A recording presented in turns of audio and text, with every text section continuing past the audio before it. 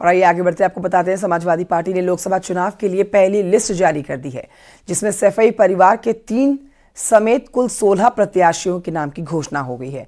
इस लिस्ट को अगर आप समझने की कोशिश करेंगे तो अखिलेश का पीडीए फॉर्मूला आपको पूरी तरह से इस लिस्ट में लागू होता नजर आएगा। देखिए रिपोर्ट।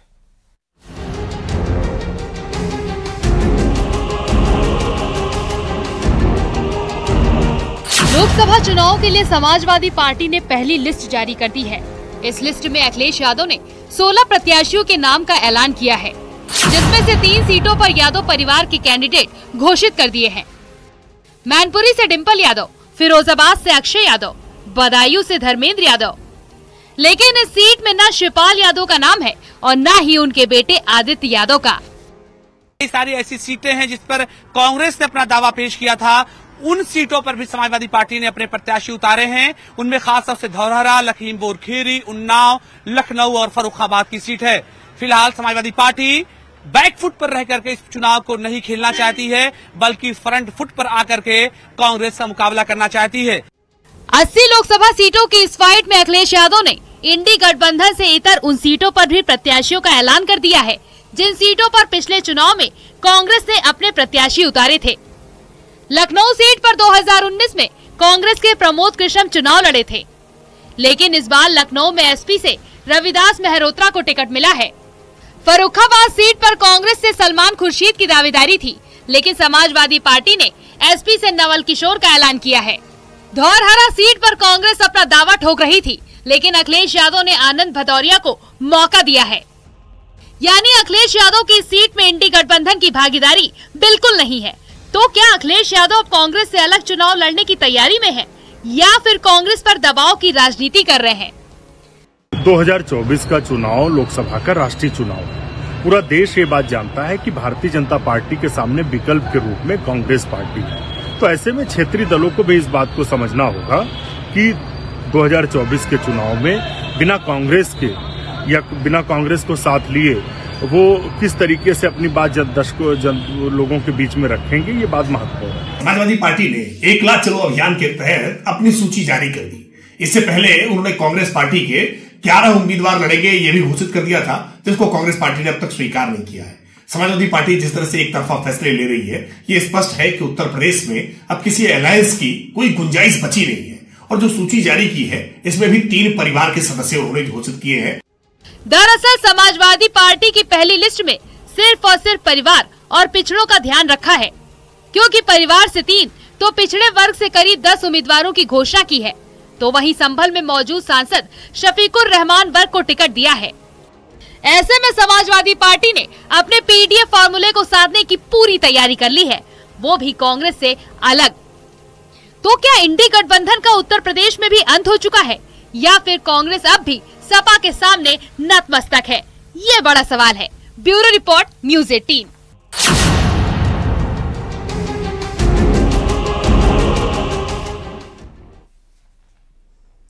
और अब इस लिस्ट के ऊपर रिएक्शंस भी आने शुरू हो गए हैं। समाजवादी पार्टी की इस लिस्ट पर ओम प्रकाश राजभर का एक बड़ा बयान आया है। ओपी राजभर ने कहा है कि अखिलेश अकेले चुनाव लड़ना चाहते हैं। साथ ही कहते हैं कि अखिलेश यादव कांग्रेस को संकेत दे रहे हैं, अलग हो जाओ। राजभर ने कहा है कि अखिलेश को ईडी सीबीआई का डर सता रहा है और वो चाहते हैं कि मोदी जी ही प्रधानमंत्री बने। सूची जारी करके, और कांग्रेस को एक कहावत है कि राजा को पता नहीं मुसहर बन बांट ले, तो कांग्रेस को 11 सीट देकर कांग्रेस को ये संकेत दे रहे हैं कि तुम भी अलग हो जाओ। जैसे नीतीश जी चले गए, ममता चली गई, पंजाब वाले मना कर दिए कि नहीं गठबंधन नहीं, तो उसी तरह अखिलेश जी भी अकेले चुनाव लड़ना चाहते हैं। इस नाते लड़ना चाहते हैं कि अब उनको भी डर सता रहा है कि लालू जी की तरह फिर हमारे साथ कहीं ना हो ईडी सीबीआई जो जांच चल रही है खनन वाले में, गुमती रिवर फ्रंट में, तो पूरा परिवार इधर उधर न हो जाए, जेल की सलाखों में न जाए। इससे जो है बचने के लिए अखिलेश जी चाहते हैं कि 24 में माननीय नरेंद्र मोदी जी प्रधानमंत्री बने। ये उनके दिल में है, दिल की बात मैं अखिलेश जी की बता रहा हूं।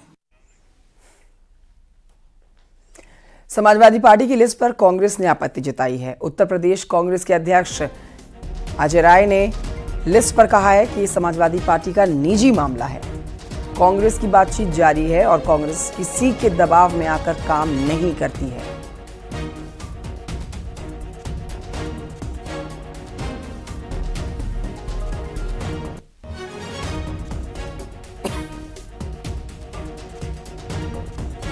तो जो कमेटी बनी है मुकुल वासनिक जी के नेतृत्व में, जैसे माननीय अशोक गहलोत जी और भूपेश बघेल जी, सलमान खुर्शीद साहब, ये लोग हैं उसमें। मैं समझता हूँ कि ये लोग बात कर रहे हैं और बहुत जल्द उसका निस्तारण हो जाए। प्रभारी बनाए हैं या जो कैंडिडेट घोषित किए हैं उसका जवाब वही दे सकते हैं। हम इतना ही कहना चाहेंगे कि हम लोगों की जो भी बात चल रही है बहुत ही सौहार्दपूर्ण वातावरण में और बहुत ही मजबूती से इस बात चल रही है। प्रेशर टैक्टिक्स कांग्रेस में कभी प्रेशर का काम नहीं हुआ।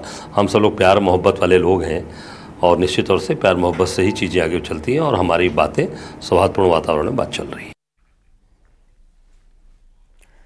और अब आपको आगे बढ़ते बताएं कि यूपी के मौजूदा कार्यवाहक डीजीपी विजय कुमार आज रिटायर हो रहे हैं। 1 फरवरी को यूपी को फिर से एक नया कार्यवाहक डीजीपी मिल सकता है। सोर्सेस के मुताबिक पूर्णकालिक डीजीपी बनाने के लिए यूपीएससी का प्रस्ताव नहीं भेजा गया है। यूपी पुलिस के नए मुखिया की रेस में कई नाम शामिल हैं, लेकिन 1988 बैच के आईपीएस ऑफिसर आनंद कुमार अगले डीजीपी की दौड़ में सबसे आगे चल रहे हैं।